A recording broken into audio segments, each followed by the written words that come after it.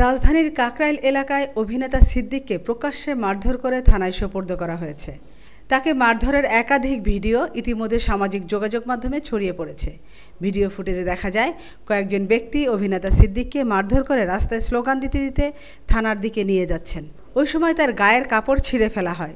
থানার গেটে পৌঁছানোর পর পুলিশ বাইরে এসে পরিস্থিতি নিয়ন্ত্রণে নেয় এবং সিদ্দিককে থানার ভিতরে নিয়ে যায়। মারধরকারীদের পরিচয় নিশ্চিত হওয়া যায়নি। তবে ভিডিওতে একজন ব্যক্তি বলছিলেন, আওয়ামী লীগের একজন দালালকে পুলিশে হস্তান্তর করেছি। ঘটনাস্থলে উপস্থিত লোকজনও আওয়ামী লীগের দোসর উল্লেখ করে বিভিন্ন ধরনের স্লোগান দিতে থাকেন।